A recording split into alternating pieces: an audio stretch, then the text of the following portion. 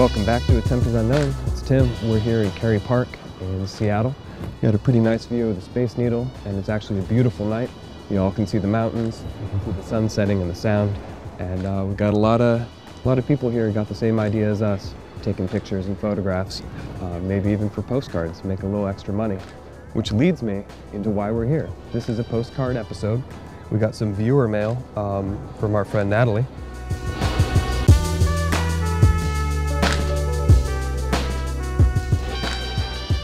Basically, she crossed out Seattle and put my hometown. Really got me thinking about all the kids that are churned out of the high schools. A lot of people have memories in Seattle. This park here means a lot, this view means a lot to many different people. She says her prom was in the Space Needle. That's a pretty, not a typical thing, but that's kind of an experience that really sticks with you in your life. Got her first job in there, where she got into trouble at the stadium down there. And it's just really neat to see a kind of a slice of Seattle at a certain time. There's a lot of stuff that isn't included in this postcard, like the EMP and some other stuff. So she says, "Dear podcast," and you know, this is a little embarrassing. This says 7/10/06, and that's definitely not anywhere close to the month that we're in, December. So we're a bit of procrastinators. But here, "Dear podcast, I grew up here in Seattle, Washington. I'm a housewife living in my childhood neighborhood. As I stroll my infant son through my old stomping grounds, I am flooded with memories of my youth.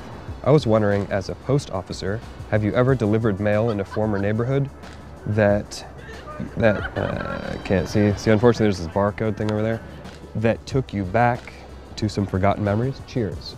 Natalie, yo mama."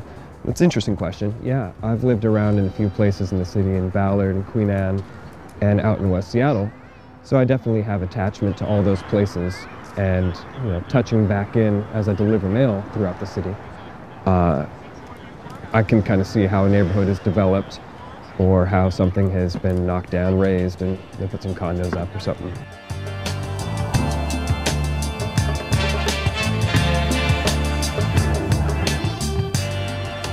So it's been a totally long week. I had my long weekend, my 3 days off in a row last weekend. So that means I had to work 6 straight days without a break. And you know, as time goes on, the novelty of taking walks and taking it all in kind of wears off, and you're definitely reminded that you're working and consequently paying a price for the body, you know, all of this. And it's starting to get to me.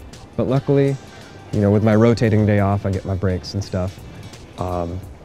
So I'll be back in good health and ready to deliver all your Christmas mail and packages, which leads me into the Christmas mail and the packages. Jesus, this is the time of year that we're just flooded. There's letters all over the place. There's parcels coming out the ass.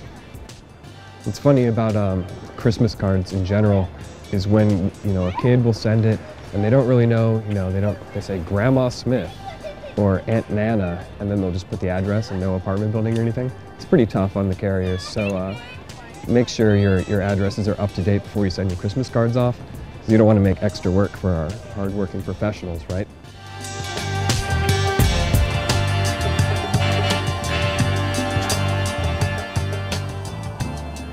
So, over at Propadata Films, we've been doing some commercial work and had the need for a boom crane. I don't know if you guys noticed anything different with this week's episode.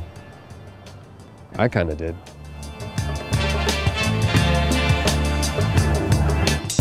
Well, hopefully we'll be doing some more commercial work, and with that, get some more money and kind of boost up, buy a crane for ourselves.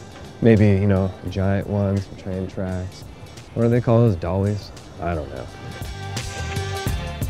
All right, that's it for this episode of Attempted Unknown. Just wanted to remind you guys that I really am a mailman. This really is a show about me, and yes, I am this sarcastic. So, we're gonna have another show sometime soon. Take us out with the crane.